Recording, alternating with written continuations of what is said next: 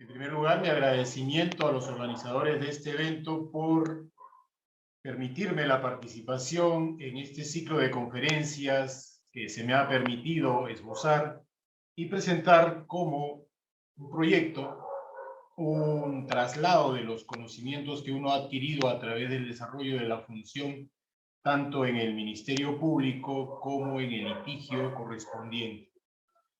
Mi agradecimiento también a los que se encuentran en la plataforma por permitirme ingresar a sus hogares o centro de trabajo con la finalidad de presentar el trabajo siguiente. Los supuestos de sobreseimiento desde la óptica del derecho, de la teoría del delito y la criminalística. Veamos. Hablar de sobreseimiento es indudablemente, hablar de derecho procesal penal. Hablar de teoría del delito es hablar de dogmática penal. Y hablar de criminalística es hablar de esa ciencia multisectorial que es un auxiliar en la administración de justicia para esclarecimiento de casos penales. Son pocas las veces que se ha abordado estos temas desde estas tres ópticas, porque es difícil tener un conocimiento amplio, sobre todo en temas de criminalística, que siempre lo hemos reservado para los operadores auxiliares del derecho, como es nuestra Policía Nacional del Perú, o también el Ministerio Público a través de la División de Medicina Legal.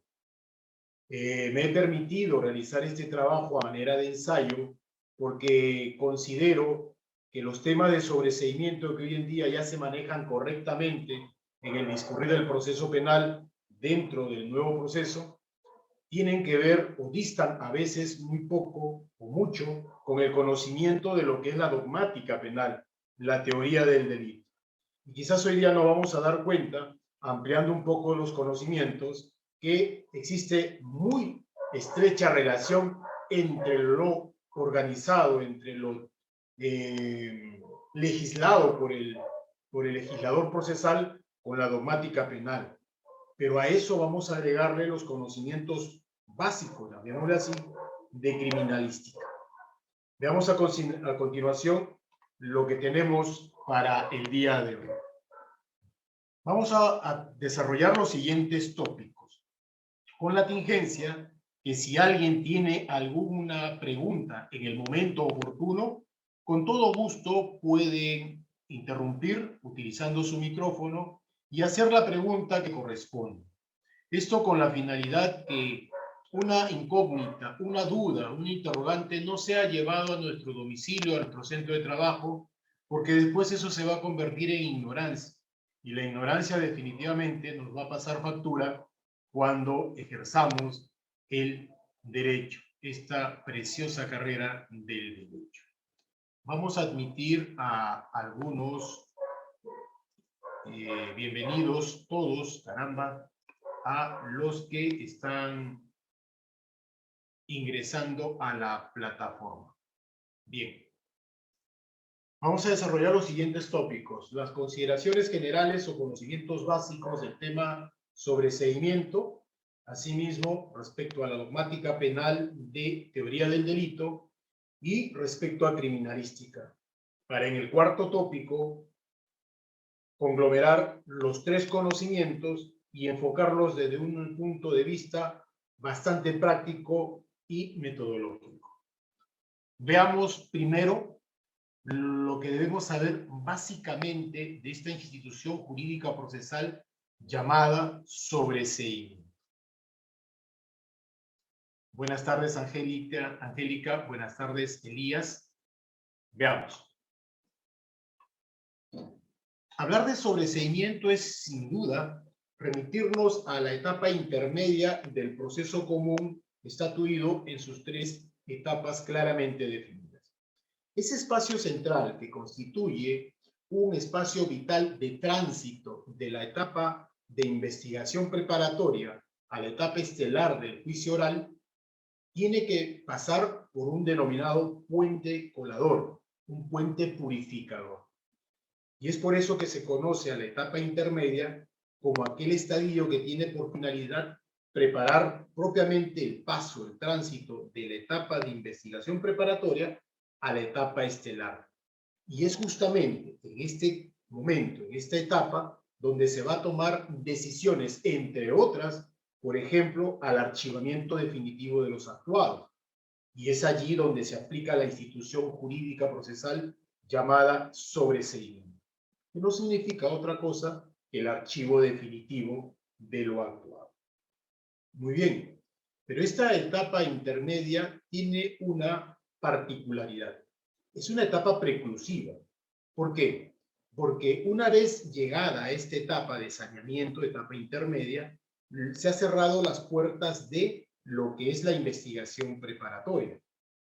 Y una vez que se cierre esta etapa intermedia, va a dar abertura a la puerta hacia ese gran camino que significa el juicio oral o la etapa estelar del proceso, el juzgamiento. Es por eso que en esta etapa deben de depurarse todas las taras, todas las deficiencias, todo aquello que no sea considerado una causa probable para que sea debatido en el fondo en la etapa estelar llamado etapa de juzgamiento. Muy bien, entonces, buenas tardes, Belén, Jorge, muy buenas tardes, Scarly, muy buenas tardes. Entonces, en esta etapa intermedia, a través de la deducción o la formalización de un requerimiento de acusación o requerimiento de sobreseimiento o absolución del requerimiento de acusación pidiendo un sobreseimiento por la parte de la defensa técnica, se va a realizar un control. Un control que va a estar a cargo, lo sabemos todos, de un juez de investigación preparatoria, donde va a definir y decidir sanear. Y si no se puede sanear los defectos que tenga esos actuados, definitivamente va a agarrar el rumbo del archivo definitivo. Entonces, en ese contexto, veamos algo muy importante. Cuando hablamos de sobreseimiento, muy buenas tardes, Janet, bienvenida.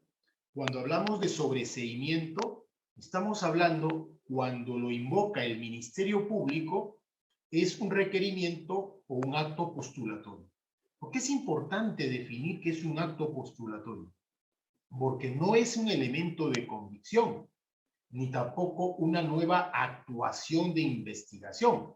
Es un acto postulatorio que está todavía en aras de ser pulido, ser purificado o aceptado por el juez de investigación preparatoria previo debate. En consecuencia, este acto postulatorio, una vez que sea purificado a través de la audiencia preliminar, puede conllevar a un archivamiento definitivo. ¿Por qué he puesto acá que las causales previstas en el 344.2 del Código Procesal Penal con una diéresis resaltada con letra roja? Y la respuesta es bastante sencilla, porque el sobreseimiento puede ser presentado o propuesto por el Ministerio Público, el titular del ejercicio de la acción penal, a través de un requerimiento, o puede ser propuesto por la defensa técnica al momento de absolver, 350.1 del Código Procesal Penal. Eso es importante. Entonces, este acto, este pedido de sobreseimiento lo puede hacer el Ministerio Público o lo puede hacer la defensa técnica en respuesta a un requerimiento acusatorio. Pero para recordar este tema, vamos a darnos cuenta que el artículo 350.1 establece, entre otros mecanismos de respuesta ante un requerimiento acusatorio, en el literal E, el sobreseimiento, que puede ser planteado por la defensa técnica con la finalidad de obtener el archivamiento definitivo ante ese requerimiento de acusación que ha formulado el representante del Ministerio. Esta fase procesal es muy importante porque acá se muestran sobre la mesa las cartas con las cuales se va a jugar ese partido tan importante, en el mejor de los casos llamado etapa de juzgamiento. ¿Por qué? Porque sencillamente el Ministerio Público va a proponer su teoría del caso, estructurada, mientras que la defensa técnica también va a presentar su teoría del caso. Una teoría del caso quizás de mínima responsabilidad o de insuficiencia probatoria, absolutoria, ¿no es cierto? O en cualquiera de los supuestos que establece para obtener un pronunciamiento absolutorio sobre el fondo. Tengamos presente algo también que es importante. Cuando nosotros analizamos la institución jurídica del sobreseimiento, vamos a precisar algo que va a ser quizás para algunos novedoso, quizás para algunos no, o quizás para alguno algo particular, de particular apreciación, lo que le propongo. Lo que ustedes tienen en pantalla es el 344, inciso segundo, el sobreseimiento procede cuando, y establece los literales A, B, C y D. Y tanto es así que cuando nosotros leemos un requerimiento fiscal de sobreseimiento o un pedido de sobreseimiento de la defensa técnica, nos damos cuenta de algo muy importante, la invocación de la base legal respecto al supuesto de sobreseimiento que se propone. Y muchos podrían decir, fundamento o tomo como base legal el artículo 344.2 literal A del Código Procesal Penal. Muy bien. Los que no somos acuciosos o los que no somos observadores, intérpretes de la norma, vamos a dejar transitar ello como si nada estuviera pasando. Pero analizándolo bien, vamos a darnos cuenta de algunas particularidades que tiene este articulado 344.2. Y siempre lo he establecido yo como pregunta en las clases, en los salones universitarios. ¿Qué es lo que he preguntado siempre a mis alumnos? Es los supuestos de sobreseimiento del 344.2. ¿Cuántos son? ¿4? ¿Menos de 4? ¿O más de 4? Las respuestas son diversas. Veamos el siguiente cuadro comparativo a manera de ilustración. Miren ustedes. Esto vamos a ver claramente que cuando nosotros hablamos del sobreseimiento, no estamos hablando de 4 supuestos. Estamos hablando de 9 supuestos de sobreseimiento. Siempre les he dicho a mis alumnos en la universidad, el código es para rayarlo, el código es para hacer anotaciones, el código es para subrayarlo. Porque solo así cuando nosotros volvamos a leer ese articulado nos vamos a dar cuenta de ciertas interpretaciones. Así, por ejemplo, tenemos que en el literal A existen 2 supuestos, pero 2 supuestos que no son copulativos, a diferencia como sí lo es en el literal D de dedo, sino que en el literal A es alternativo o excluyente, llamémoslo así. Primero, es que el hecho objeto de la causa no se realizó. Ese es el primer supuesto. Caso contrario, es que el hecho objeto de la causa no puede atribuírsele al imputado. Si esto es así, la pregunta sería, el supuesto de sobreseimiento que se invoca en el 344.2, literal A, ¿en cuál de los 2 supuestos nos embarga? Que el hecho objeto de la causa nunca se realizó, no existe hecho ilícito, o existiendo el hecho ilícito, el hecho objeto de la causa, este no puede atribuírsele a nuestro patrocinador. Son cosas distintas. Mientras que en el literal B, como lo vamos a ver seguidamente, encontramos que existen 4 supuestos. El hecho imputado no es típico, tema de tipicidad, o concurre una causa de justificación, antijuricidad, o de inculpabilidad, o de no punibilidad. Y cuando nosotros analizamos concretamente el literal B, nos vamos a dar cuenta de algo muy particular. ¿Cuál es? Que acá nos está hablando de dogmática penal. Acá nos está diciendo, señores, estudiemos lo que es la teoría del delito para entender cuándo encontramos tipicidad o atipicidad en una conducta. ¿A qué se denominan o cuáles son esas causas de justificación? ¿Cuáles son esas causas de inculpabilidad o de no punibilidad? Esto conlleva claramente a que nosotros conozcamos de dogmática penal. Una pregunta típica de clase es: ¿la legítima defensa estará como un hecho que tenga que ver con la categoría de la tipicidad o con la categoría de la antijuricidad o de la culpabilidad? Esto nos los va a responder el estudio que hagamos de lo que es la teoría del delito. Entonces, en el literal A y literal B ya tenemos 6 supuestos de sobreseimiento. En el literal C está la acción penal se haya extinguido. Y para eso hay que analizar el Código Penal, cuáles son los supuestos de extinción de la acción penal. La prescripción es una de ellos. La muerte, la amnistía, etcétera, es otro de ellos.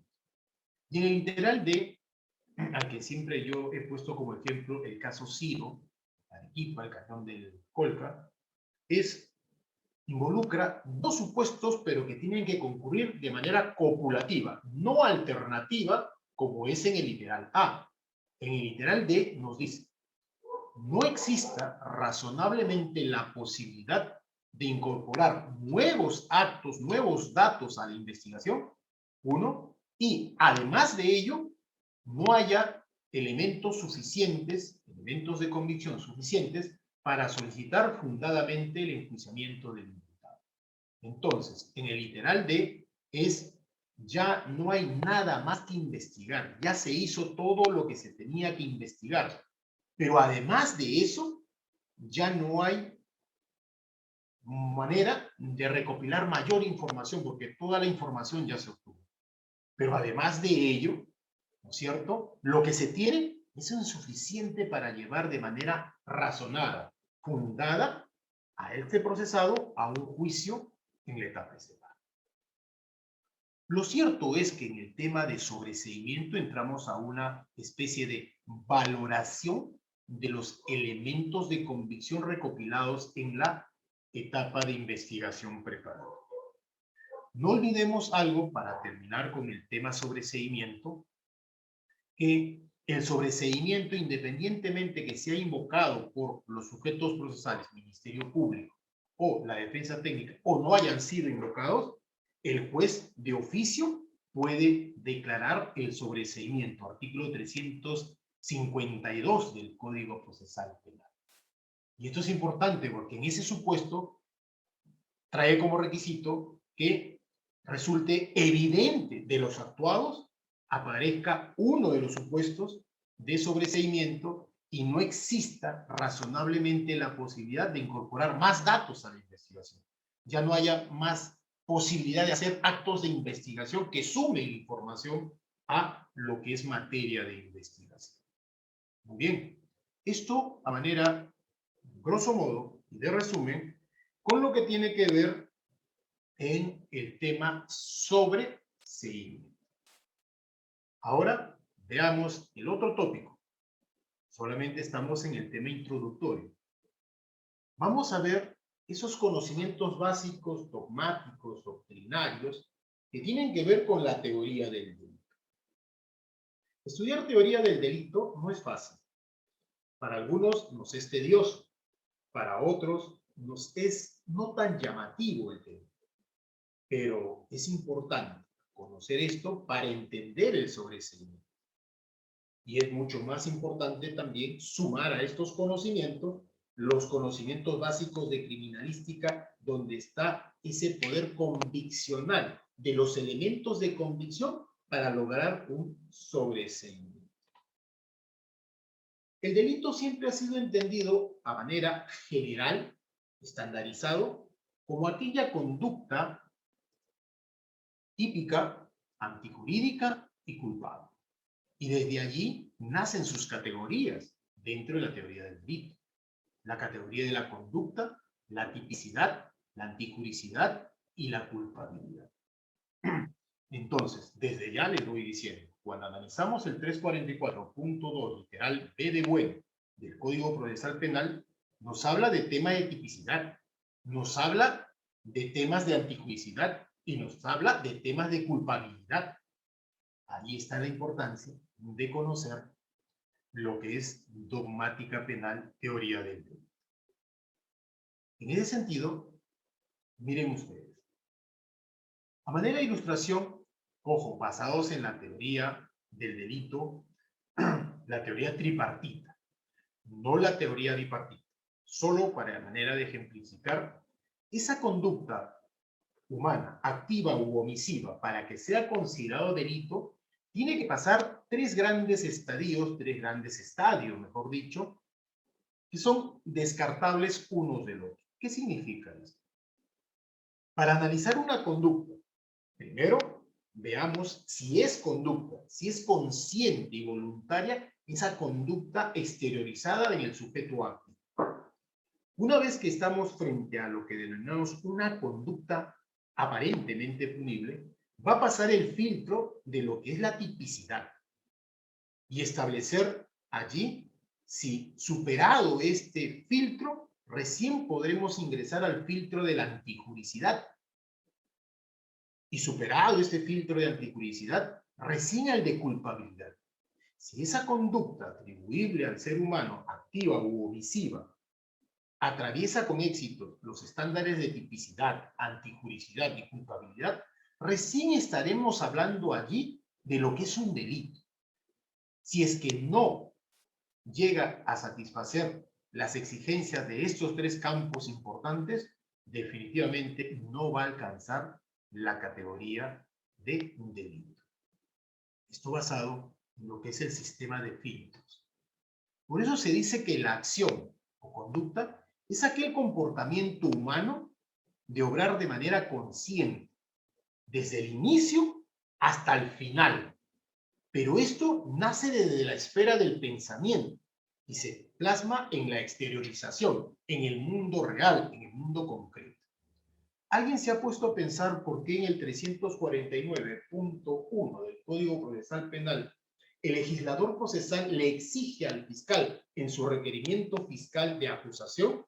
Señor, entre otros requisitos, hábleme de los hechos materia de imputación. Pero esos hechos materia de imputación que usted va a plasmar como fáctico en su acusación, tiene que tener tres estamentos claramente definidos: los hechos precedentes, los hechos concomitantes y los hechos posteriores. ¿Acaso eso no tiene similitud con el iter criminis? El aspecto subjetivo, donde nace la intención, el dolo de realizar la conducta libre y voluntariamente de manera consciente, ¿cierto? Y con consentimiento de uno mismo. Y esto se traslada al mundo exterior para materializar el delito y después obtener la consecuencia del mismo. Entonces, acá nace una pregunta. Todo comportamiento humano, toda acción humana puede ser considerado conducta. Toda acción humana podría ser considerada conducta. La respuesta es tajante. No toda acción humana es considerada conducta. ¿Por qué? Sencillo, por lo siguiente. Porque para que sea una conducta, tiene que haber conciencia y voluntad del sujeto activo. Tiene que haber conciencia y voluntad. Él tiene conciencia del acto que va a realizar, que está realizando, y lo realiza de manera voluntaria. Solo así puede decirse que el sujeto activo ha realizado una conducta punible, que recién ello va a atravesar el campo de tipicidad, antijuricidad y culpabilidad para ser concluyente en la existencia de un delito. Pero, señor, si usted me dice que no todo acto es una conducta humana, ¿cómo es que pueden haber actos que no sean considerados conducta humana? Sencillamente porque esto está establecido, lo que se conoce como aquella fuerza física irresistible. Un transeúnte en la calle recibe un empujón y a consecuencia de ese empujón, ¿no es cierto?, daña un bien. Él tuvo la conciencia, la voluntad de dañar el bien. la consecuencia de ello, del daño, es producto de una fuerza física irresistible que él recibió. Los estados de inconsciencia son otras circunstancias a las cuales elimina la presencia de una conducta humana. Los actos reflejos también son los otros.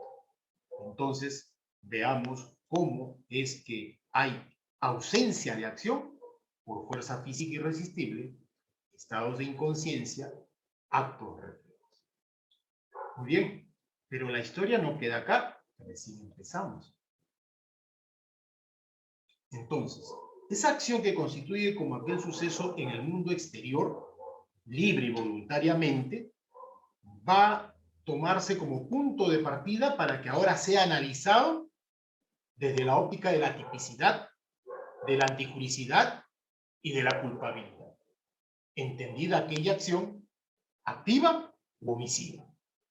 En ese sentido, viene a entrar a tallar lo que es la teoría de los filtros dentro de la dogmática penal, conocida como teoría del delito.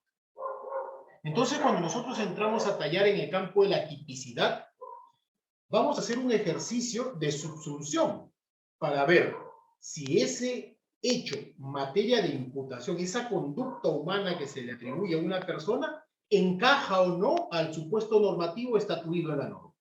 Así de sencillo. Es un proceso de subsunción, de silogismo jurídico, de absorción de la premisa mayor a la premisa menor. O la premisa menor a la premisa mayor. La premisa menor son los hechos y la premisa mayor es la norma. Si hay esa absorción, esa subsunción, estamos hablando que claramente y de manera tranquila supera el campo de la tipicidad. Pero luego tendremos que analizar si hay antijuricidad o no en ese hecho. Quiere decir si es que hay causas que justifiquen ese accionar. Un ejemplo de una causa de justificación dentro del campo de la antijuricidad es, sin duda, la legítima defensa, artículo 20 del Código Penal. Y después que hayamos superado el campo de la antijuricidad, entraremos al campo de la reprochabilidad, ese campo llamado culpabilidad, para establecer si el sujeto pasivo es merecedor de una sanción penal, si tiene esas condiciones mínimas indispensables para atribuirle como responsable de un hecho. Y acá vamos a encontrar supuestos de exclusión de la culpabilidad, que lo vamos a ver. Miren ustedes la importancia que es conocer de sobreseimiento, teoría del delito y posteriormente de conocimientos básicos de criminalística. Porque desde ya les hago una pregunta. ¿Cómo se podría acreditar el error de tipo culturalmente condicionado como supuesto de inculpabilidad estatuido como motivo para sobreseimiento en el 344.2 literal B?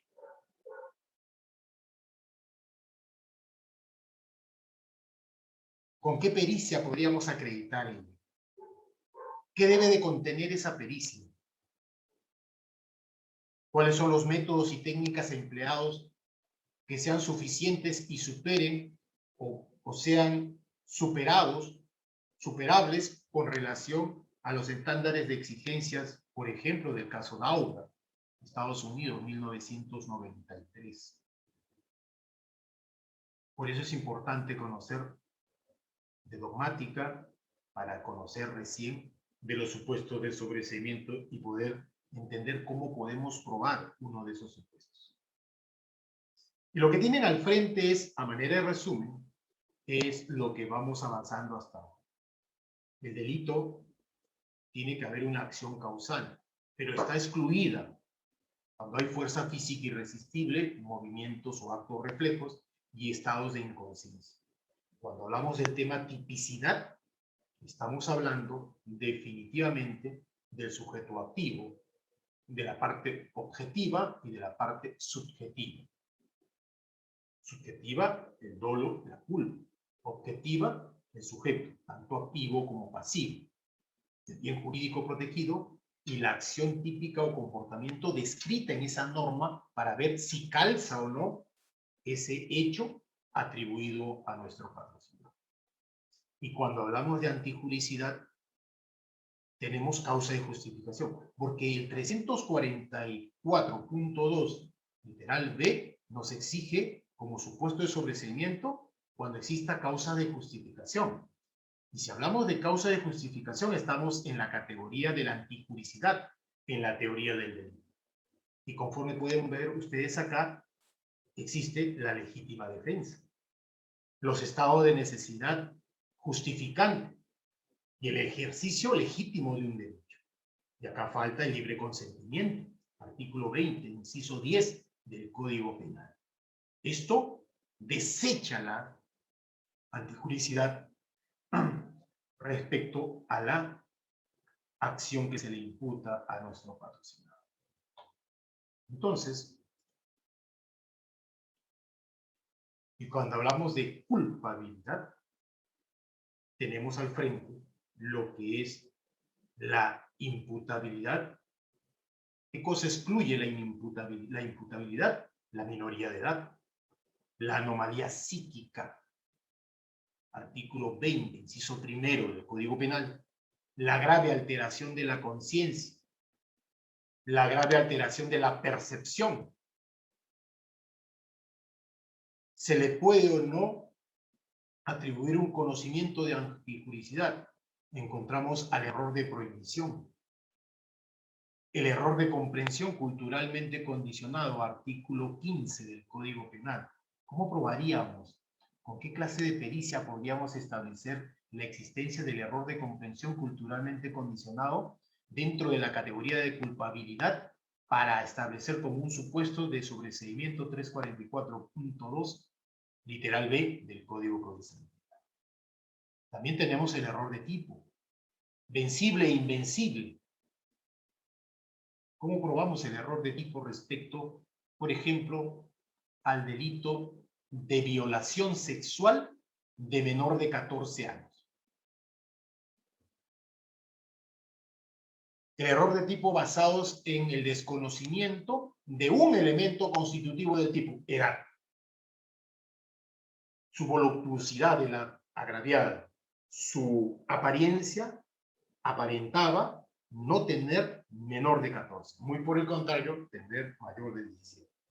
Y esa concepción, actuando con el cuidado debido, no ha podido ser superado por el sujeto activo y por consiguiente invoca error de tipo para el sobreseimiento. Si es así, ¿cómo lo llevaríamos a probar? ¿Cómo podríamos probarlo? Es más interesante. Cuando hablamos de la inexigibilidad de otra conducta al sujeto activo, estamos hablando del miedo insuperable. Estamos refiriendo a ese estado de necesidad exculpante, a esa obediencia jerárquica. Entonces, cuando nosotros hablamos o el Código Procesal Penal nos exige alguna causa de inculpabilidad, están acá toditas ellas a las cuales se refiere. Cuando nos habla de causas de antijuricidad, acá están todas las que se refieren. Cuando nos habla alguna causa, algún supuesto de atipicidad relativa o absoluta, está acá en este tema, en esta categoría de tipicidad dentro de la teoría del delito. Lo importante que es conocer teoría del delito, dogmática penal, para recién entender los supuestos de sobreseimiento. Muy bien. El siguiente tópico es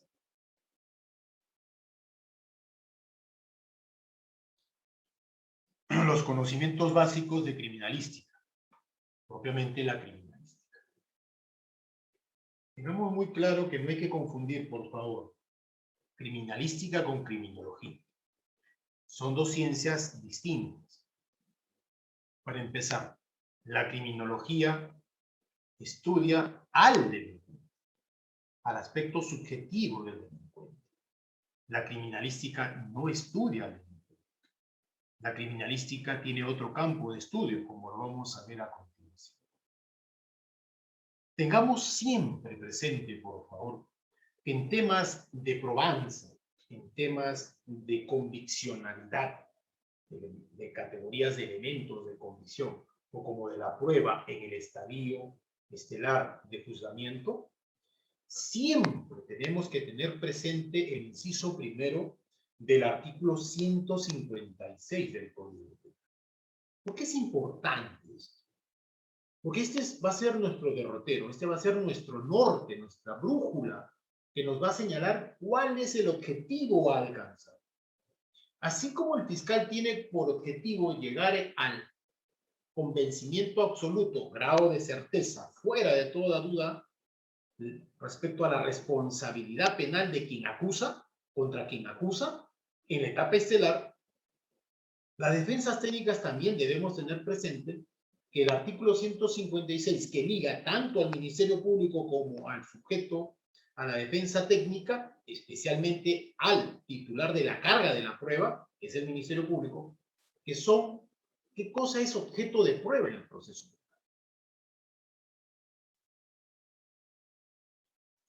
Buenas noches a quienes estoy recibiendo a la sesión. Bienvenidos. Entonces, como le decía, ¿qué cosa es objeto de prueba en el proceso? Son 4 cosas que deben de probarse en el proceso. Por ello es importante conocer. Primero, los hechos a que se refieran la imputación. Segundo, la punibilidad, la determinación de la pena y la responsabilidad civil. Términos sencillos: hechos, punibilidad, pena y reparación civil. Entonces, si hablamos de los hechos que se refieren a la imputación, el fiscal debe de probar eso contra nuestro patrocinado. Estamos hablando del elemento fáctico de la teoría del delito de imputación que presenta el Ministerio Público en su requerimiento acusatorio. Y es contra ese requerimiento acusatorio, exactamente en fáctico, donde vamos a dirigir nuestra pretensión de sobreseimiento cuando absolvamos conforme a las pautas del 350.1 del Código.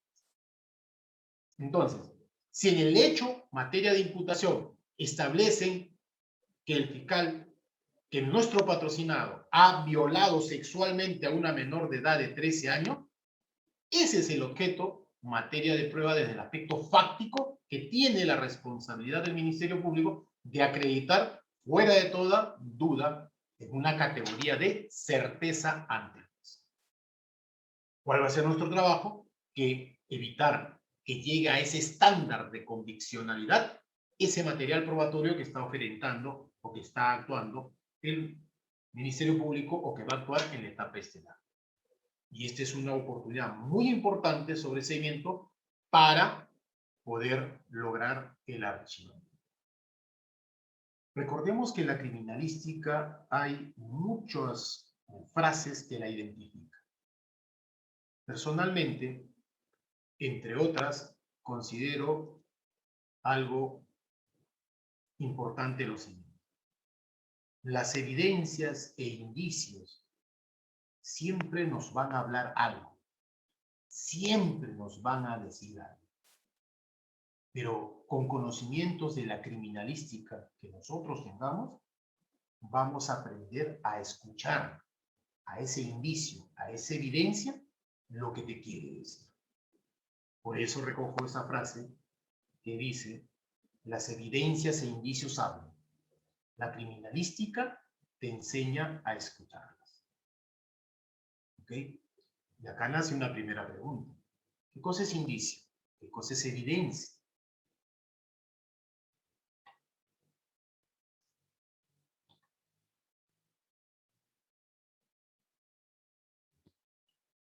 Para hablar de criminalística es importante conocer a uno de sus máximos representantes, considerado como el padre de la criminalística, el maestro Hans Gross. Él establecía dentro de sus obras una definición superada hoy en día ya por los preceptos contemporáneos, que la criminalística era ese arte de la instrucción judicial fundada en el estudio del hombre criminal y esos métodos científicos de descubrir y apreciar las pruebas. estos conceptos han ido evolucionando a través de los tiempos, a través de otros grandes tratadistas, otros grandes investigadores con respecto a esta ciencia multifuncional, interinstitucional, interprofesional, como es la criminalística. Personalmente, me quedo con el siguiente concepto. La criminalística es esa ciencia multidisciplinaria que es auxiliar del derecho. Aplica sus conocimientos, métodos, técnicas de investigación en el examen del conjunto de evidencias o material sensible, significativo, relacionado con el presunto hecho delictuoso. ¿Por qué se considera que es una ciencia multidisciplinaria? Porque abarca varios campos de la ciencia: la medicina, la química, la ingeniería, la contabilidad, la informática, etcétera, etcétera. Y siempre va a ser un auxiliar del derecho porque va a contribuir a la administración de la justicia. Pero esta ciencia aplica sus propios métodos y técnicas, lógico, bajo un estándar óptimo de aceptación en la comunidad científica. Estos tendientes a ese examen de las evidencias o esa evidencia material de carácter sensible está relacionado con el presunto hecho delictuoso. Y es esta ciencia multidisciplinaria que es la criminalística que nos va a dar respuestas a las interrogantes como: ¿quién lo hizo? ¿Qué es lo que hizo? ¿Cómo lo hizo? ¿Cuándo lo hizo? ¿Dónde lo hizo? ¿Con qué lo hizo? ¿Y por qué lo hizo? Algunos tratadistas cuestionan esta última pregunta porque le atribuye la respuesta a esta incógnita ya a la criminología, no a la criminalística. Porque descubrir por qué lo hizo viene al aspecto subjetivo de esa persona, de ese autor. Lo cierto es que la criminalística nos va a dar respuestas a estas grandes interrogantes frente a la comisión de un hecho. Hoy en día ya ha desaparecido esa concepción rígida, cerrada, que la criminalística solo tiene relación con el derecho penal. Hoy en día ya no es así, porque involucra otras áreas del derecho donde también puede contribuir con lo que es estos métodos, estas técnicas, esta investigación, estos conocimientos para solucionar un problema. Por ejemplo, una pericia, una prueba de ADN practicada por un laboratorio de criminalística puede servir no solamente en el campo penal, sino en el campo civil, ¿no es cierto? La paternidad, establecer la paternidad o la maternidad de alguien que reclama a él. Y otro aspecto también muy importante: la criminalística es una ciencia evolutiva. Hoy en día se han sumado tecnología de avanzada, tanto en las instituciones estatales como en las instituciones particulares. Porque las pericias criminalísticas no solamente se hacen por estos dos grandes entes del aparato estatal: uno, nuestro laboratorio de criminalística de nuestra Policía Nacional del Perú, o también por el laboratorio o el Instituto de Medicina Legal del Ministerio Público, sino también existen instituciones de criminalística de carácter particular, de carácter privado, donde basados en altos y sofisticados equipos y estándares de aceptación en la comunidad científica, llegan a realizar pericias de parte para los sujetos procesales que lo requieren. Entonces, este es el concepto de criminalística y las interrogantes que tiende a responder esta ciencia multidisciplinaria. Pero bien, miren ustedes, la criminalística tiene varios campos donde se aplica, o área de desarrollo. Tenemos un primer campo, la criminalística de campo, valga la redundancia, es aquella donde se realiza en el lugar de los hechos. Por ejemplo, lo más común, lo más conocido, tenemos las inspecciones criminalísticas de escena, donde vamos a encontrar aquellos indicios o evidencias, objeto material sensible, que va a ser recopilado con la finalidad de someterlo a un examen pericial y con esto obtener un pronunciamiento de los profesionales en criminalística.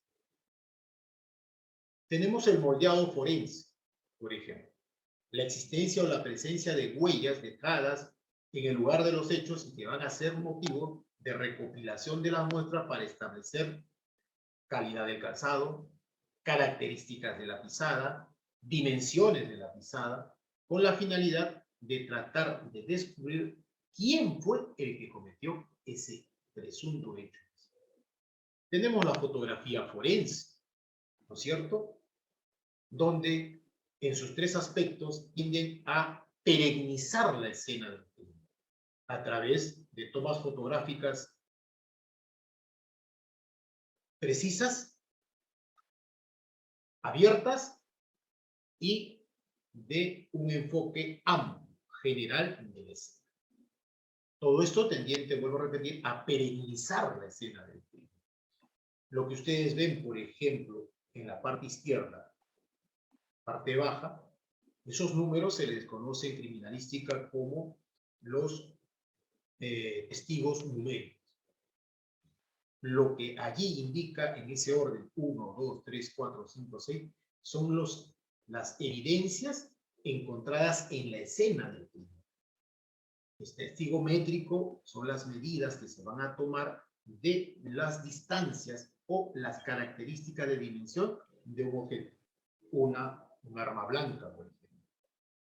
Lo cierto es que estos testigos métricos y testigos numéricos están identificando algo que va a ser recopilado, conocemos todo, por su cadena de custodia, hasta que llegue al laboratorio central y sea analizado y establecido a través de una pericia qué cosa es. Después también tenemos en el campo la planimetría forense.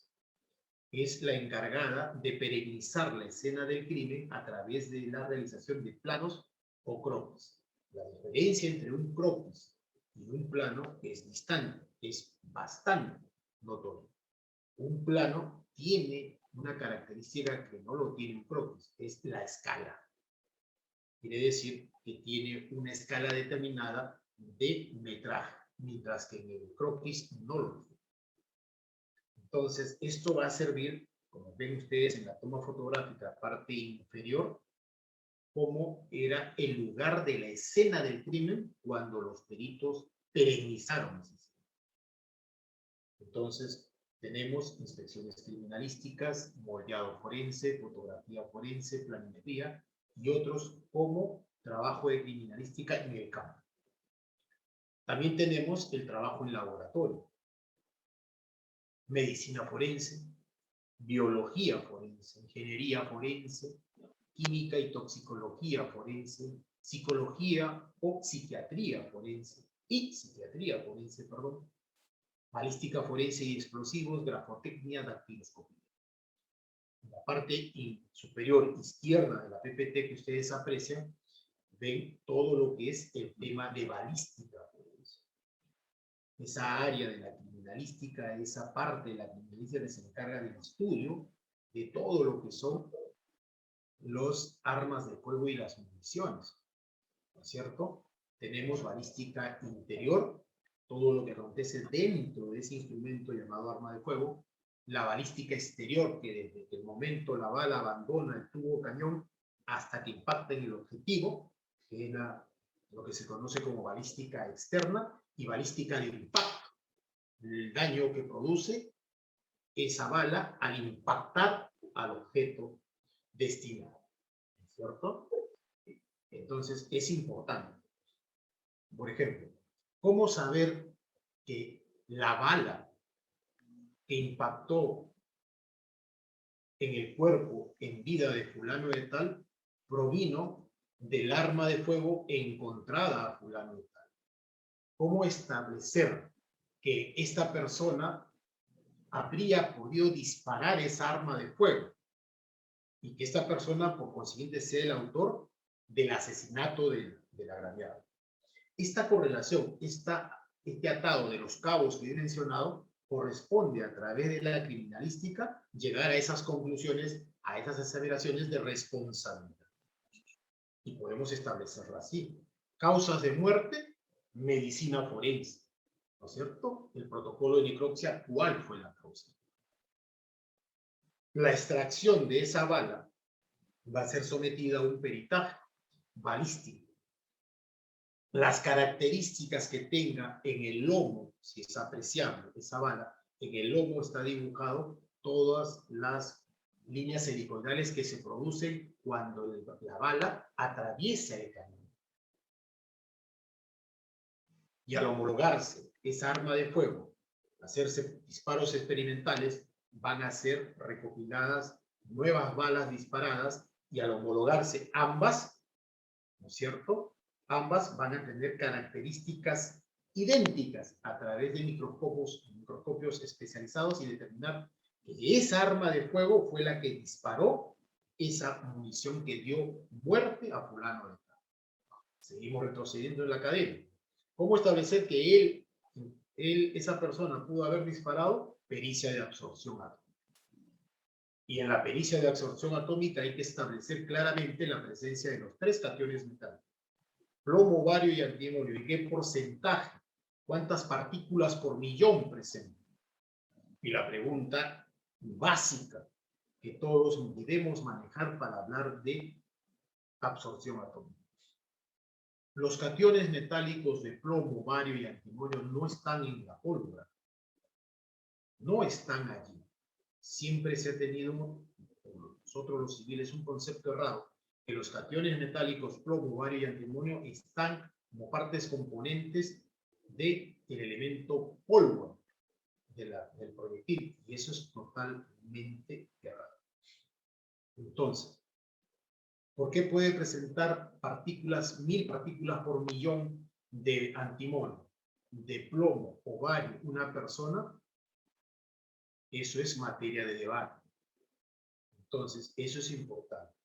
Como la formalidad, la técnica, el método aplicado para establecer la presencia de esos cationes metálicos y por consiguiente llegar a la conclusión que la existencia de esos cationes metálicos conllevan a concluir que esa persona habría hecho disparos con arma de... ¿Qué pasaría si fuera soldador? ¿Y qué pasaría si fuera minero artesanal? ¿Y qué pasaría si fuera trabajar en una isla de un grifo, expendiendo combustible? Hablar de grafotecnia, partes derecha, inferior, es hablar de establecer la autenticidad de firmas,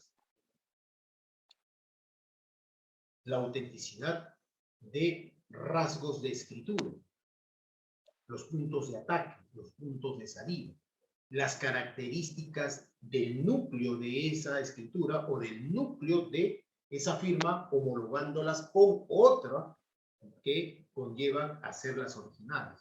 Y al final establecer si provienen del puño gráfico del autor esa firma o escritura que se le agrega.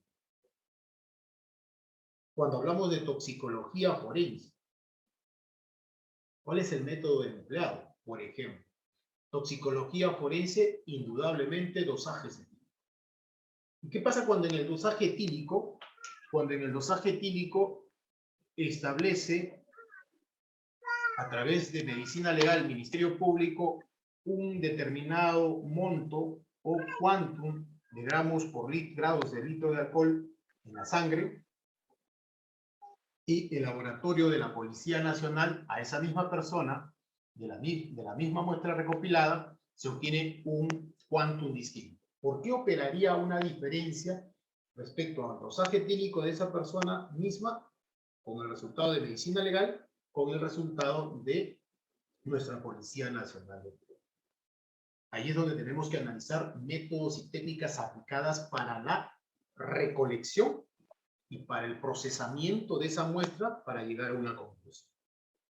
El método de cromatografía de gases, el método de Schefter modificado que usa nuestra Policía Nacional del Perú, es materia de investigación para establecer hoy en día o unificar un solo método por las instituciones del ramo para que no haya esa diferencia de porcentajes, gramos por litro de alcohol que se presentan normalmente de manera distinta en un mismo sujeto de una misma muestra tomada por dos instituciones. Y las pericias, por ejemplo, dactiloscópicas. El estudio de las crestas papilares encontradas en la escena del crimen, ¿no es cierto? Esas características que deben de encontrarse en el examen de esas crestas papilares para establecer que esa muestra de huella dactilar corresponde a la persona incriminada. No confundamos, una cosa es el examen de las crestas dactilares, de la yema de los dedos, otra es de la palma de la mano, y otra clase de examen es de la planta de los pies, que son áreas distintas, ramas distintas dentro del examen para establecer la identidad. Miren lo importante que es conocer de criminalística para saber plasmarlo en nuestras teorías. Los campos de criminalística de identificación. ¿Qué pasa cuando se encuentran personas sin identidad? O esqueletos óseos o cuerpos destruidos por el pasar del tiempo, por los fenómenos cadavéricos o por que sencillamente es lo único que se encuentran partes de él. La criminalística nos va a ayudar a través de la identificación papiloscópica a identificar esa persona. La identificación facial, la parte superior izquierda que tienen ustedes al frente, las técnicas que se emplean, o un examen de estomatología forense para determinar la identidad, edad, raza, sexo de la persona o de esos restos óseos que se tienen, o una de antropología forense para identificar si los restos óseos encontrados corresponden a persona humana, qué parte del cuerpo y si es que este corresponde a un hombre, mujer, adulto, niño, joven o con alguna malformación. Miren lo interesante. Cuando hablamos de la identificación papiloscópica, la parte inferior en el centro de la pantalla, esas dos tomas que tienen en forma ovoide ustedes al frente, no son otra cosa que apreciaciones microscópicas de las huellas dactilares, de las crestas dactilares que produce nuestra impresión dactilar. Pero el aumento de la potencia de los equipos sofisticados que usa hoy en día medicina legal y también nuestra Policía Nacional del Perú ha conllevado a establecer también lo que es los exámenes de poroscopía. ¿Qué es un examen de poroscopía? Sencillamente, algo muy importante. Dentro de las crestas dactilares, que son materia de examen que están en nuestra impresión dactilar, existen poros. Y estos poros van a tener una característica importante cuando la persona está viva y cuando la persona está sin vida. Y la poroscopía se encarga de ello. Entonces, miren hasta dónde llegan los conocimientos, los alcances de la criminalística de identificación, que nos pueden servir a nosotros como operadores jurídicos a establecer teorías, a fundamentar teorías y sobre todo a aprobar nuestra teoría del caso a través de un sobreseimiento. Hablar de criminalística definitivamente es un tema para mí personalmente apasionante, que va a conllevar mucho más tiempo que el tema.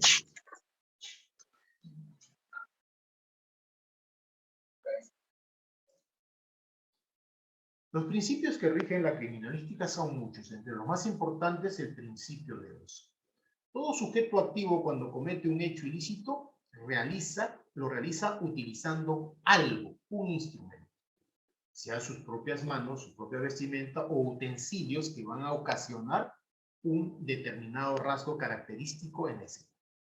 El principio de producción y el principio de intercambio, por ejemplo. Cuando el sujeto activo realiza el acto injuriante contra el sujeto pasivo, va a conllevar a ese intercambio de características del sujeto activo hacia el sujeto pasivo y las características del sujeto activo hacia el sujeto pasivo, y se van a encontrar cuando sea examinado el sujeto activo, producto del delito, va a conllevar a encontrar evidencias. Un ejemplo típico de esto es cuando se analiza en la víctima el sarro unguial en asesinatos o en delitos violentos. Cuando se recaba muestras para establecer la presencia de sarro unguial en las uñas, valga la redundancia, conlleva a establecer que esta persona ha ocasionado una lesión en la otra. O en los actos de violación sexual. La existencia de la técnica del peinado, por ejemplo, en el monte púbico, en el monte de Venus de la fémina, va a conllevar a la existencia allí de vello púbico del agresor. Ese es un clarísimo ejemplo del principio de intercambio. El principio de correspondencia de características, el principio de reconstrucción de hechos, el principio de probabilidad y el principio de certeza, entre otros. Entonces, vamos a darnos cuenta, solo he agarrado acá 2 ítems para ilustrar nada más a ustedes, el tema balística y el tema de lofoscopía. El tema balístico. Examinar un arma de fuego es tan importante como analizar también la munición que utiliza esa arma. Y para saber de municiones hay que saber las partes, como es la bala, que es la ojiva, o cicote, la vaina, que contiene la pólvora, y en la parte del culote, como ven ustedes, es donde se ubica el fulminante. Y es allí, en el fulminante, donde vamos a encontrar la presencia de esos 3 elementos que después vamos a encontrar en la mano derecha o izquierda de la persona que efectuó un disparo con arma de fuego, que son los cationes metálicos de plomo, bario o antímono. Y cuando hablamos de identificación a través de la lofoscopía, vamos a encontrar que cuando realizamos el estudio de esas crestas papilares en la palma de las manos, estamos hablando de quiroscopía.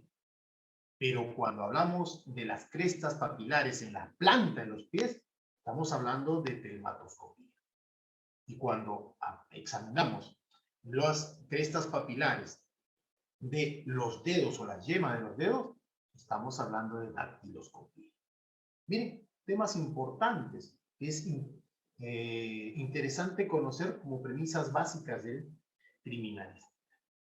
Muy bien, para ir concluyendo esta parte introductoria y entrar al tema de fondo, en estos 50 minutos que quedan, tengan ustedes muy presente lo siguiente. El artículo 172 y el artículo 178 del Código Procesal Penal. ¿Por qué el 172? Porque el 172 nos da un camino muy importante. ¿Cuándo procede la realización de una pericia en un proceso? Dice 172.1. La pericia procederá siempre que, para la explicación y mejor comprensión de algún hecho, se requiera conocimientos especializados de naturaleza científica, técnica, artística o de experiencia calificada. Entonces, el perito va a ser aquel profesional con altos conocimientos en una área de la ciencia que va a tender a explicar, comprender algún hecho que es materia de investigación a través de sus conocimientos especializados. Pero ese informe que proyecta el perito como resultado de su acto pericial va a tener determinados requisitos conforme lo establece 178. Requisitos que difieren, por ejemplo, con el Código Procesal colombiano, donde se exige otra clase de requisitos, por ejemplo, la relación de los 5 años atrás de todas las pericias que ha realizado lo cual no recoge la legislación y solamente establecen en 5 requisitos. Entonces decía que los requisitos del artículo de un informe pericial oficial están contenidos en el artículo 178 del Código Adjetivo. Esto es importante conocerlo porque la exigencia de esa validez, tema validez de un informe pericial está en el artículo 178. Mientras que el tema fiabilidad conviccional de un informe pericial va a estar en lo que es el contenido del mismo. Muy bien, ahora sí vamos al desarrollo temático. Nos queda 50 minutos, que va a ser poco tiempo, pero de antemano les digo que el material se lo voy a entregar a los organizadores del evento para que sea compartido con los que están participando del mismo u otros que lo necesiten, siempre, como repito a mis alumnos, con el ánimo de que el conocimiento nos haga mucho mejores a cada uno de nosotros. Veamos. Esto es lo que les decía hace un momento, ¿no es cierto? El sobreseimiento 344.2, y miren ustedes lo que sucede a continuación. Ese es un supuesto, este es el otro supuesto, en literal A. En el literal B existen 4 supuestos. ¿Okay? En el literal B, el hecho imputado no es típico, 1. Concurrencia de una causa de justificación, 2. Concurrencia de una causa de inculpabilidad, 3. Y la concurrencia de una causa de no punibilidad, 4. Más los 2 del literal A, y ahí tenemos 6. 7, que la acción penal se haya extinguido. Y en el literal D tenemos 2 que son copulativos. No exista razonablemente la posibilidad de incorporar nuevos datos a la investigación y, además, el noveno supuesto, no exista, no se tenga elementos de convicción suficientes para solicitar fundadamente el enjuiciamiento.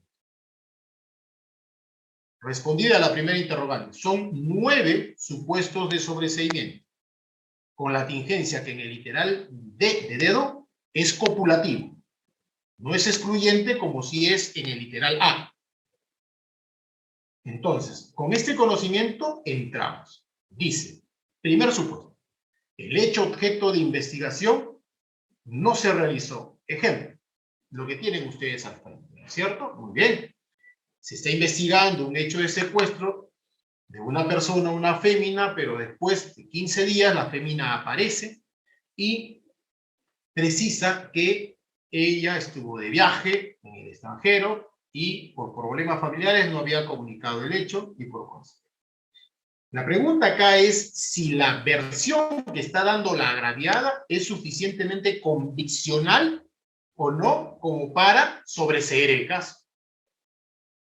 Y entonces, como ya identificamos dogmáticamente qué es ello, estamos identificando un supuesto de sobreseimiento, ahora vamos al campo de la probanza. Para este tema es muy importante utilizar correctamente la terminología. No vamos a utilizar la palabra prueba.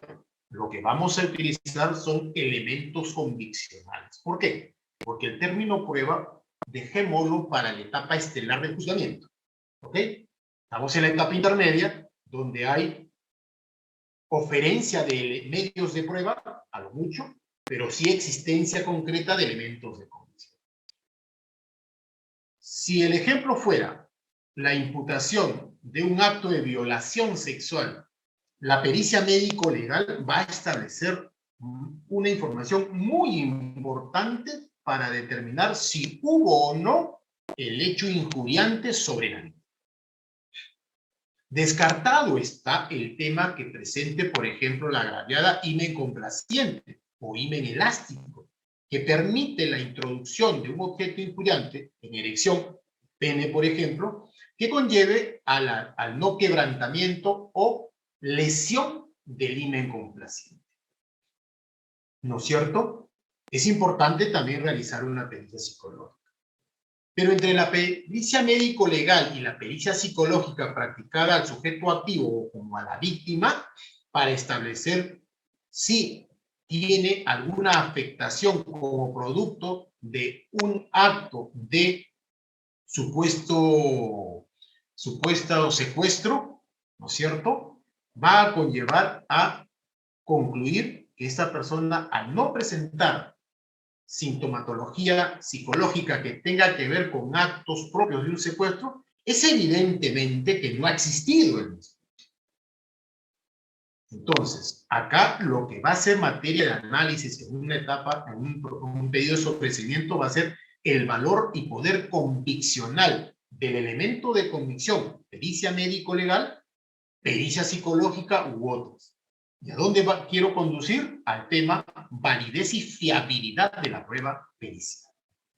Y el tema de validez y fiabilidad de la prueba pericial o de las pericias realizadas tiene que ver claramente con el caso de los criterios Dauber, los 4 criterios Dauber que ha sido recogido por la legislación, por la jurisprudencia nacional en el Perú recién en el año 2015. A través del acuerdo plenario 4-2015. Los que son acuciosos, busquen este acuerdo plenario 4-2015 y va a hablar de los criterios Dauber aplicables a la valoración de las pericias realizadas en temas de violación sexual. ¿Y por qué es importante los criterios Dauber en esto? Porque, entre otros, establece que toda pericia, todo arte pericial, a través de la aplicación de métodos o técnicas que la comunidad científica los acepte como un estándar común, tienen que tener un margen de error. Y ese margen de error tiene que estar establecido a través de un examen al perito. Entonces, no existe prueba pericial absoluta, porque la prueba de ADN también tiene un margen de error. El margen de credibilidad es 99.99%. Entonces, existe un margen de error. ¿Cómo se valora ese margen de error? Analicemos los criterios Dauber a través de estos que contiene el acuerdo plenario 4-2000. Y cuando hablamos que el hecho objeto de la causa no puede ser atribuido al imputado, establecemos que acá el hecho sí existe, no como en el caso anterior que no existía. Acá sí existe. Lo que sucede es que el autor de ese hecho no resulta ser nuestro patrocinador. Entonces, ¿cómo acreditar ello? Ojo, recordemos que el artículo 352.4 del Código Procesal Penal establece la posibilidad que el juez de oficio puede establecer, declarar el sobreseimiento, siempre y cuando resulte evidente y no exista razonablemente la posibilidad de incorporar más información a la investigación realizada. Los casos de violación con subsecuente producto del acto violatorio, o sea, con embarazo, una prueba determinante, sin duda, es la prueba de ADN. ¿No es cierto? Hablar de una prueba científica de ADN es indudablemente hablar de lo que es el eslabón de la genética humana. Y para esto es importante establecer lo que es, cómo fue el procedimiento de captación de la muestra, de conservación de la muestra, de traslado de la muestra y del examen de la muestra. Entonces, tengamos presente que esto debe ser mérito de valoración al momento de la argumentación. Una pericia dactiloscópica. Les cuento un ejemplo, un caso particular que sucedió cuando yo realizaba funciones de fiscal en primera instancia. Mucho recuerdo que hubo un robo a un efectivo policial de civil de su moto y su arma de fuego, si más no recuerdo. Entonces, llega a dispararle y lo internan gravemente. Era evidente que a quien iban a encontrar esa moto iba a tener grandes problemas esa moto, porque ya el delito de robo agravado se había, entre comillas, agravado más con las lesiones graves producidas a este efectivo policial joven aún. Espero que esté muy bien actualmente, hace muchos años. A los 7 días comunican al despacho que habían encontrado la moto en tal sitio abandonado. Con el personal de criminalística nos constituimos al lugar y se encontraron muestras aprovechables de huellas aparentemente dactilares humanas que presentaban en la parte del tubo de escape. Se recopilaron las muestras, se aislaron las muestras, se lacraron las muestras, se remitió al laboratorio y remiten el resultado al mes diciendo que esas huellas dactilares corresponden a fulano. Se le comprende a esta persona en la investigación. Y resultaba algo muy peculiar, que esta persona era un efectivo del serenazgo de ese instituto. Y cuando se le llama a declarar, él dice: yo no niego haber participado en ese robo, mucho menos en esas lesiones al efectivo policial. Si yo he sido el que he encontrado en mi ronda, como serenazgo con mi compañero, esa moto. ¿Qué había sucedido? Lo que había sucedido era que había habido una contaminación en ese vehículo, principio de intercambio. Al momento de subir de esta moto, de encontrarla, este efectivo de serenazgo había tocado la parte del tubo de escape para ver si estaba caliente o no, con la finalidad de establecer más o menos si recién lo habían dejado o no. Interesante técnica. Pero a la vez había dejado impregnadas huellas dactilares, las cuales correspondieron. Miren, un caso de contaminación, un caso de principio de intercambio, criminalística, y un caso donde en el hecho existe, pero no es imputable a él. Una pericia dactiloscópica clara. En temas de asesinato, disparo, la pericia de absorción atómica, o llamada pericia de parafina. La pericia de absorción atómica, que es parte de criminalística, nos va a establecer la presencia de los 3 cationes metálicos. ¿Ok? Plomo, bario, antimonio en una determinada cantidad de partículas por millón. Entonces, esto va a establecer que esta persona a quien se le practica esta pericia pueda determinarse que no tiene presencia de estas partículas, de estos cationes metálicos, por consiguiente, y además ha sido realizada a 2-3 horas del evento del hecho criminal. Entonces, existe un grado de temporalidad muy efectivo, donde, a pesar de eso, de la premura, de la rapidez actuada, no se ha conllevado a ocupar. Entonces, a través de una pericia de absorción atómica, vamos a establecer que esto no es imputable a nuestro patrocinio. La pericia antropomórfica, la superposición de imágenes, ¿no? Para establecer a través de un video, de un video en el lugar de los hechos, que esa imagen de una persona de sexo masculino corresponde a nuestro patrocinado. Esta clase de pericia que realiza criminalística es indudablemente una pericia muy, muy determinante para establecer los grados de similitud de los puntos más resaltantes del cuerpo humano, ¿no? Entonces, son claros ejemplos donde las pericias de criminalística nos van a llevar a sustentar que el hecho objeto de la causa existe, pero eso no puede atribuírsele a nuestro patrocinador.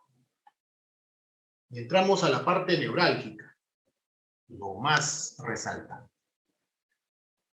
El hecho imputado no es típico. Cuando hablamos de tipicidad, estamos hablando de teoría del delito. Estamos ya en el campo de la tipicidad. Y cuando hablamos de tipicidad, hay una atipicidad absoluta o atipicidad relativa.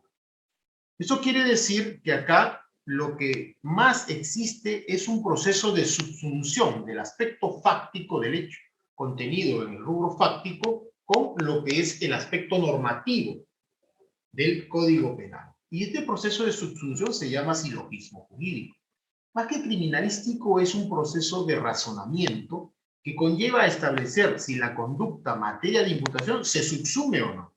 El ejemplo de la silla es muy importante para entender básicamente el tema tipicidad. Cuando nosotros analizamos este objeto llamado silla, vamos a encontrar que tiene partes, y esas partes, la pata, los brazos, la posadera, el respaldar, etcétera, etcétera, no es otra cosa que su sumatoria da como resultado una silla. Pero ¿qué pasará si le quitamos el respaldar a esa silla?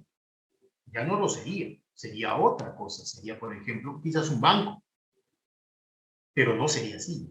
Algo así sucede con lo que es estructuras de los tipos penales. Cuando hablamos de estructura de los tipos penales, un tipo penal X es la sumatoria de todos sus elementos constitutivos. ¿Y qué pasa cuando en el hecho, en la narrativa fáctica, no concurre uno de todos los elementos constitutivos del tipo? Allí estamos ante la atipicidad relativa.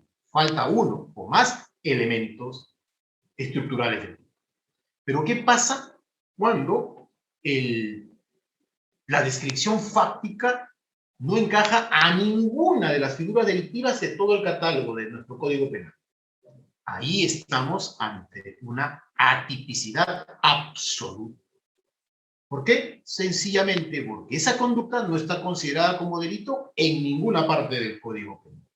Ejemplo, la vagancia.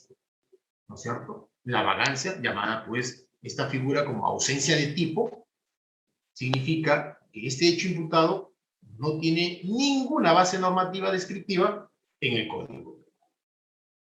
¿Ok? Entonces, eso es atipicidad. Y acá entramos a lo fuerte. En el hecho concurre una causa de justificación. Ajá.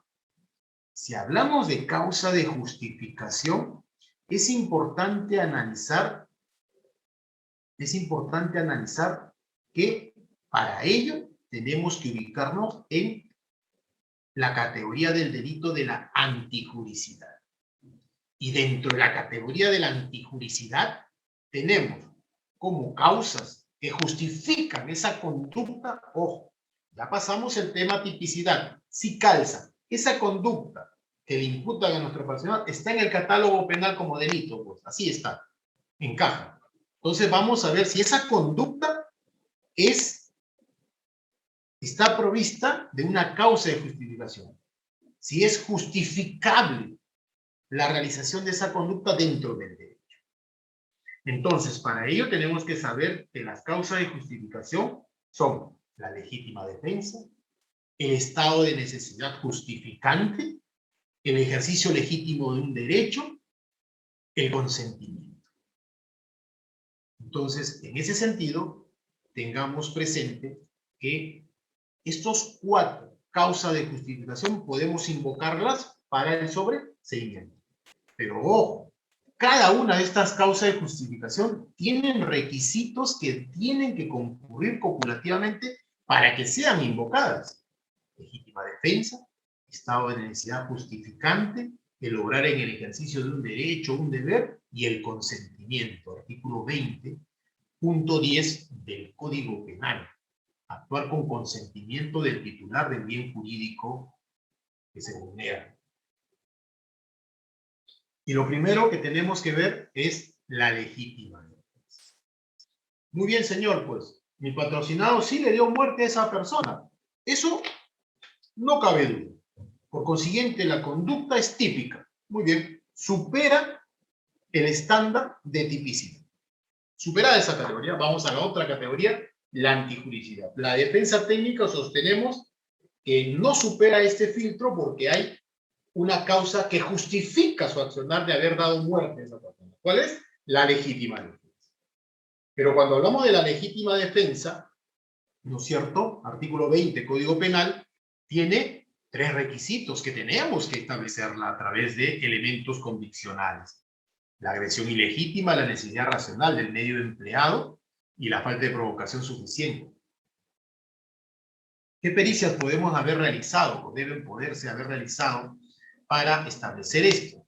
Una pericia psicológica en el sujeto activo, una pericia de escena del crimen, una pericia médico-legal donde establezca las probables lesiones que tenga el sujeto activo, también como el sujeto pasivo. Si ha sido utilizado un arma de fuego, no cabe duda, una pericia de absorción atómica, tanto en el sujeto activo como en el sujeto pasivo. ¿Por qué? Porque podemos tener en el caso sobre la mesa de trabajo, que acá, como en el ejemplo que les pongo en esto, es que la persona ingresó con ánimos de asesinarla a su establecimiento comercial.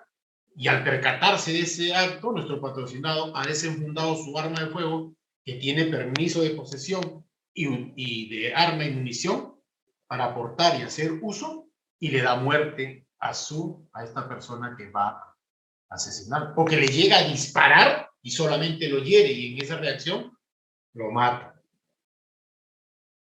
La pericia de absorción atómica es una pericia muy importante. La pericia de homologación respecto a los daños corporales que hayan presentado ambos cuando se trata de lesiones corporales físicamente de enfrentamiento. Miren lo importante que es criminalística, teoría del delito aplicada al sobreseimiento. El estado de necesidad justificante. Cuando existe la colisión entre bienes jurídicos tutelados por la normatividad, bienes jurídicos de distinto valor, esta situación de peligro en el que van a enfrentarse estos dos bienes de distinto valor, la norma acepta la vulneración del bien menor, del bien jurídico menor. Y cuando hablamos de un estado de necesidad que justifique ese accionar, sin duda, tendremos que tener presente una pericia psicológica, una pericia de escena del crimen, una pericia médico-legal. El grado de afectación como consecuencia de tu accionar en el sujeto activo es importante establecer bajo un análisis de un enfoque profesional que el psicólogo va a descubrir a través de la aplicación de esa batería de test para determinar un objeto. Desde la figura humana, desde Markov, de Bender, etcétera, etcétera. El profesional en psicología va a establecer qué test va a aplicar dependiendo lo que el fiscal o la policía pida respecto a algo. Yo quiero establecer su perfil sexual. Bien, esto es lo que me pide la autoridad. Entonces, ¿qué test utilizo para obtener ese resultado? Me piden un test, una pericia psicológica para determinar el grado de afectación. Muy bien, el grado de afectación. Me piden una pericia psicológica para otro campo. Muy bien, utilizo otra clase de test. Por eso es importante. Entonces, legítima defensa, estado de necesidad justificante, y el otro es el obrar por disposición de la ley. Cuando hablamos de obrar por disposición de la ley o cumplimiento de un deber en el ejercicio legítimo de un hecho, de un oficio o cargo, artículo 20, inciso octavo del Código Penal, más que todo que recurrir a criminalística es agenciarnos de la documentación de esos compendios administrativos que tienden a establecer cuáles son, donde están establecidas las funciones, las atribuciones, las competencias de estos funcionarios o servidores que actúan por disposición o mandato.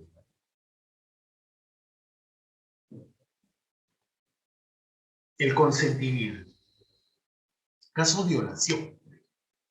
Ojo, basados que el consentimiento es aceptado a partir de 14 años hacia arriba, pero no para menores. Muy bien. Se invoca una causal de justificación basados en que la persona, sujeto pasivo, el sujeto activo habría actuado con consentimiento de la agraviada y en base a ello ha mantenido o sostenido intimidad con la misma. Muy bien, la pericia psicológica, una pericia de escena del crimen, una pericia médico-legal, y acá está lo más importante para algunos que no conocemos. Una pericia de análisis forense a dispositivos de telefonía celular. Lógico, con el protocolo de autorización judicial, ¿no? Pericia de análisis forense a dispositivos de telefonía celular cuando la víctima o el investigado no acepte el uso voluntariamente del examen del contenido de su celular. Pero resulta que lo que nosotros podemos apreciar en un recorrido, en un barrido normal, común, en un sistema celular, solamente va a poder ser lo que nosotros tengamos como conocimiento. Pero existen equipos de alta tecnología para recuperar imágenes, conversaciones, intercambio de información que ya no aparece, ¿no es cierto?, en los celulares, pero sí están almacenados en su memoria. Y que a través de esta pericia de análisis forense de dispositivos celulares, con equipos de alta tecnología, se puede recuperar esa información.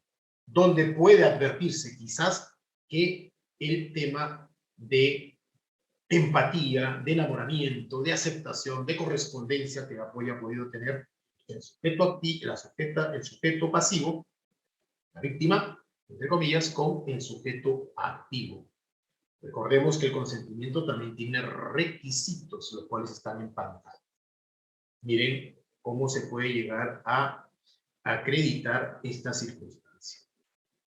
Cuando hablamos que el hecho imputado concurre una causa de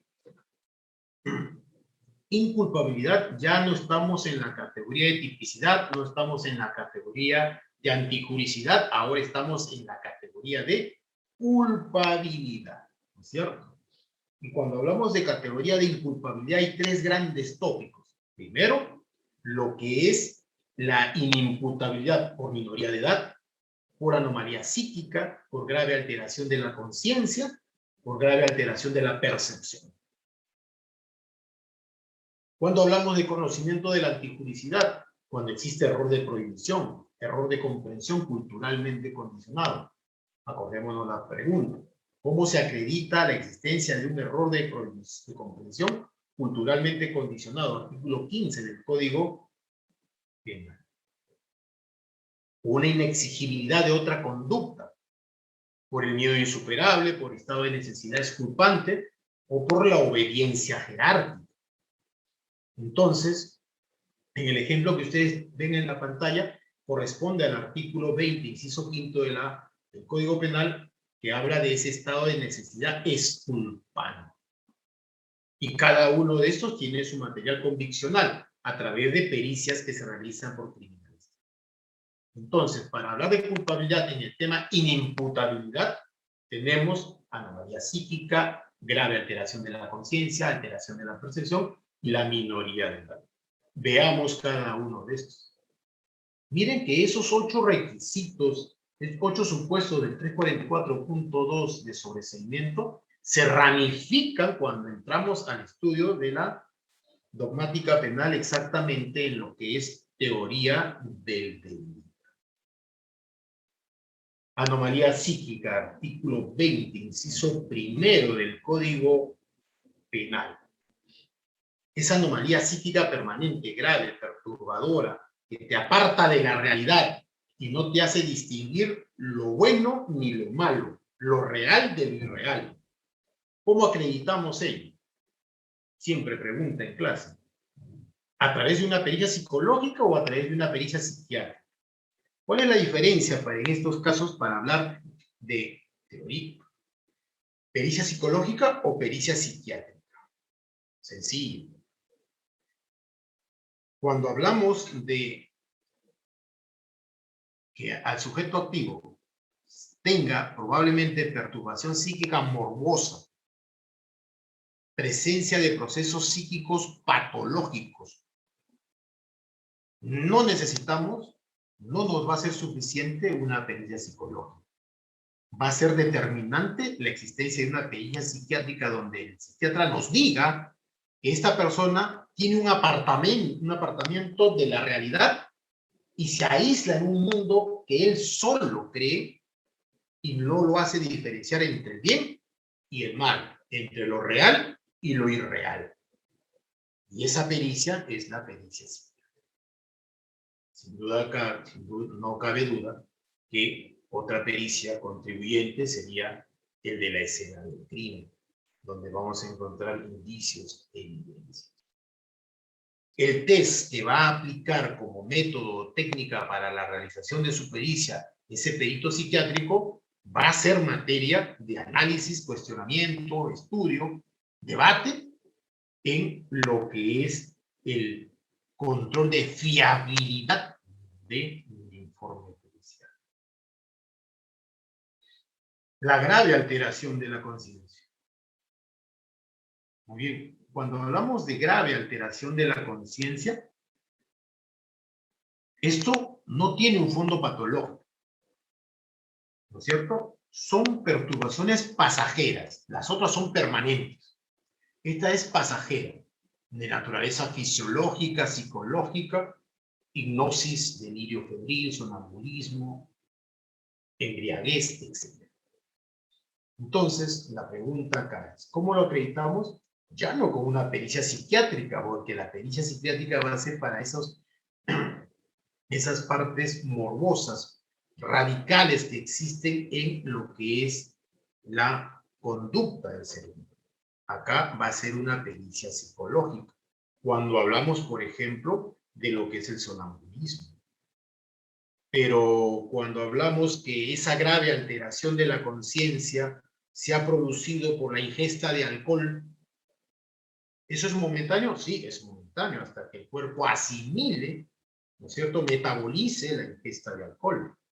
Entonces, la pregunta es, el dosaje etílico.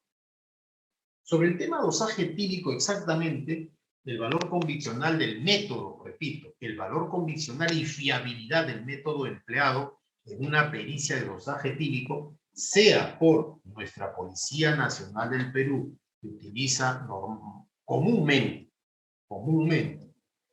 el método de Schefter modificado, a comparación del método de cromatografía de gases con sistema SPIC que utiliza el Ministerio Público, llega a dos conclusiones. Primero, que son métodos distintos, tanto en el instrumental que se utiliza como en el equipo del procesamiento de la muestra.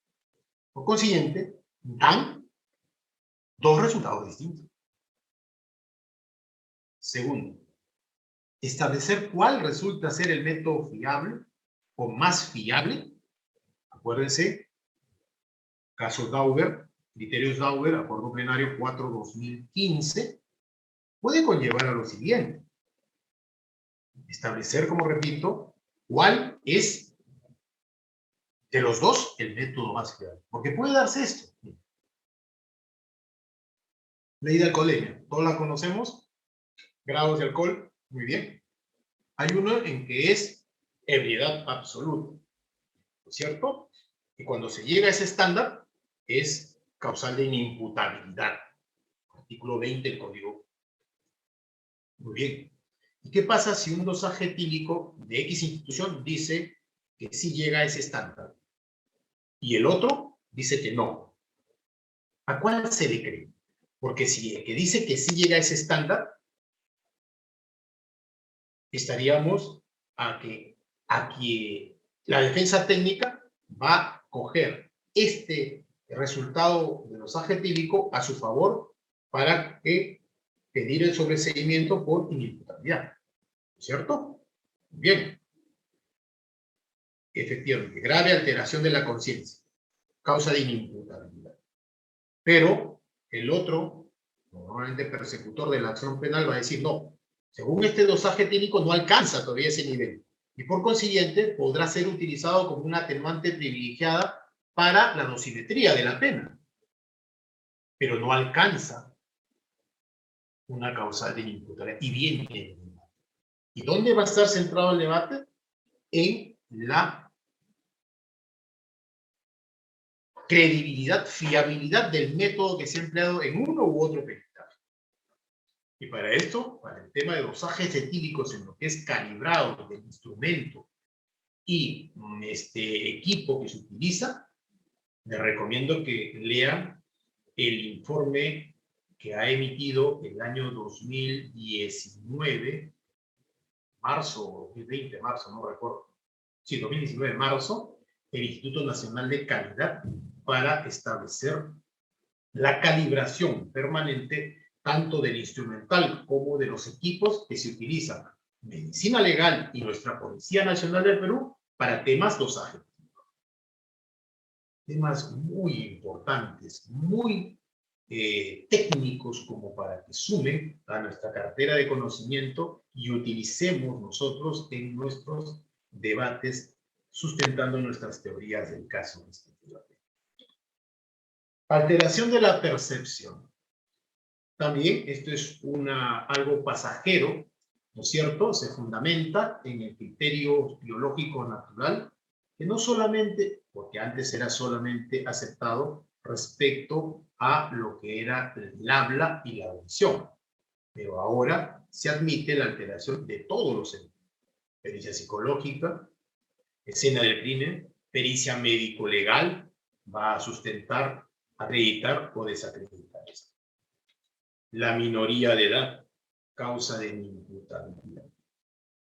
La pregunta es, la minoría de edad, todos dirán, pero fácil, doctor. Su DNI, interesante. Su partida de nacimiento, interesante. ¿Ok? Partida de bautizo en el peor de los casos, ya, bueno, interesante. Pero supongamos que este menor no tiene nada de esos documentos. ¿Cómo establecer su minoría de edad o su probable minoría de edad? Porque es causal de inimputabilidad. Lo que va a ser sometido es a un proceso de menores a través de la legislación sobre el particular, decreto legislativo 1348, ¿no es cierto? Pero ¿cómo saber que un menor que es así tiene esta condición de menor si no tiene DNI, si no tiene partida de nacimiento, no tiene otro documento que lo identifique o al menos acredite la edad, a qué grupo etario corresponde? Entonces, acá es importante, a pedido, ¿no es cierto?, de los sujetos procesales, por ejemplo, una pericia de estimación de edad cronológica mediante caracteres dentarios, ¿no es cierto? Estomatología forense, ¿cierto? Odontología forense, como quieran llamar. Pericia de estimación de edad cronológica mediante el examen de los caracteres dentarios, de las piezas dentales. El odontólogo va a examinar, ¿no es cierto?, y establecerá a través de su pericia si esta persona se encuentra en un rango de edad de tal a tal, y por consiguiente, si ese rango de edad está siendo mayor o menor de edad. ¿Ok? Miren, interesante todo esto. El conocimiento de la antijuricidad, para ir concluyendo y no aburrirlos más. Estamos en todo el centro de esta ponencia. El error de prohibición, el error de comprensión culturalmente condicionado, el error de tipo, lo que muchos escuchan y es difícil de probar en algunos casos. Cuando hablamos de conocimiento de la antijuricidad, que constituye junto a la imputabilidad un elemento de la culpabilidad, tengamos presente que estamos frente al conocimiento de la prohibición de la conducta. Si el sujeto activo conocía que esa conducta era prohibida o no, en términos sencillos. Dentro de esto tenemos el error de prohibición, el error de comprensión culturalmente condicionado y el error de tipo. Cuando hablamos de error de tipo, caso violación sexual, mi patrocinado un error de tipo invencible, mi patrocinado, pese a actuar con cuidado, con la diligencia debida, no llegó a establecer que esta persona era persona menor de edad, menor de 14 años, esto basado en sus condiciones morfológicas, establecía claramente, al entender de mi patrocinado, que era una persona de 17 años. Por consiguiente, tenía, a entender de mi patrocinado, una libertad relativa para decidir con quién podía intimar. Muy bien, entonces quiere decir que el error de tipo estamos cuando el autor no conoce, desconoce una circunstancia que pertenece al tipo. En este caso, ¿cuál es esa circunstancia? La edad. ¿Basados en qué? En su apariencia. Muy bien. ¿Qué pericias podrían concurrir ahí? Una muy importante, el tema propuesto, la pericia antropológica. Esta pericia antropológica que va a establecer a través de un examen qué edad aparenta en lo que es su contextura biotípica y su comportamiento. Y va a determinar con ello la corroboración de este error de tipo como argumento de defensa que plantea el abogado como causal de sobreseimiento. Entonces, ese es el error de tipo. Pero sucede algo distinto. El error de prohibición es cuando desconocemos la antijuricidad de nuestra conducta. Eso quiere decir que para nosotros realizar esa conducta no está prohibido. Entonces, esto es bastante interesante establecerlo. En el error de tipo, desconocemos un elemento del tipo. En el error de prohibición, desconocemos toda la conducta que sea prohibida. Dentro de esto también vamos a encontrar un informe psicológico, artículo 14. Pero les recomiendo a manera de ilustración, lean la casación 436-2016 San Martín, donde establece que el error de tipo no estaríamos dentro de la categoría de la culpabilidad, sino dentro de la categoría de la tipicidad. Interesante.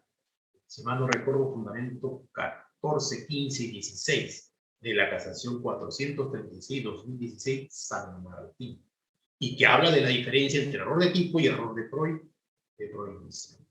Y acá es donde quería llegar. El error de comprensión culturalmente condicionado, artículo 15 del Código Penal. Muy bien. Dice, se presenta por la inexigibilidad de la internalización de la pauta cultural reconocida por el legislador. ¿Qué quiere decir esto? ¿Qué sucede cuando una persona nace en un núcleo cultural, social, distinto, con costumbres, conceptos, creencias distintas, y ese sujeto, con esa internalización, esa concepción del mundo, viene a otro lugar y cree que esa conducta que se realizaba en el pueblo y normalmente la hace acá, desconocía que era delito? Ese es un error de comprensión. No comprende por su cultura que eso acá es delito. Entonces, ¿qué pericia para establecer? Indudablemente, la pericia antropológica social. ¿Cuál es esa pericia antropológica social que lo va a hacer un antropólogo forense? Quitémonos la concepción que el antropólogo forense tiene que ver solo con huesos. No. Son los comportamientos culturales, los desarrollos de la cultura de las sociedades a través del tiempo, del espacio, etc. Entonces, este peritaje antropológico social nos va a determinar la cultura de procedencia, la cultura colisional, las costumbres de nacimiento y actuales, las creencias, y va a establecer que si tiene o no arraigado esas costumbres culturales de su lugar de procedencia.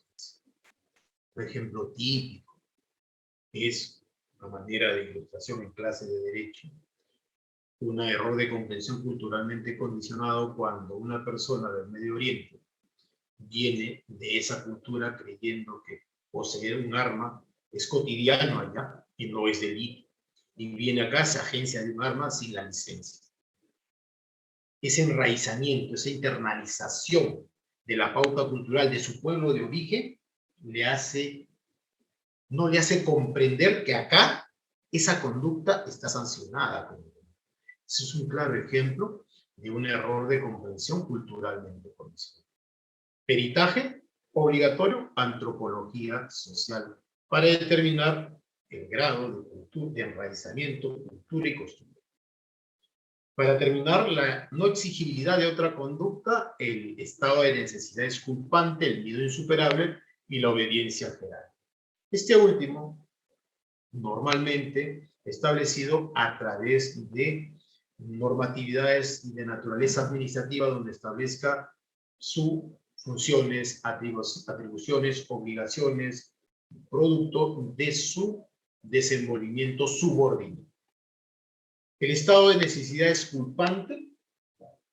Acá, a diferencia de lo anterior, de lo que era en antipublicidad, el estado de necesidad es culpante. Acá hay los bienes jurídicos no son de distinto peso, no son distintos, son del mismo valor. Por ejemplo, la vida humana. El ejemplo, un caso, el náufrago que mata a otro náufrago para comer de su carne y poder sobrevivir en un naufragio. Artículo 20, inciso quinto, bienes jurídicos de la misma categoría. Y esto puede ser la vida, la integridad corporal y la vida. ¿Cierto? Entonces, tengamos presente esto. Pericia psicológica, examen de la escena del crimen o la pericia de la escena del crimen. Y el miedo insuperable, lo mismo, ¿no es cierto? Realiza un acto tipificado como delito, ¿no es cierto? Artículo 20, inciso séptimo del Código Penal, pero por un miedo que es un estado psicológico personalísimo.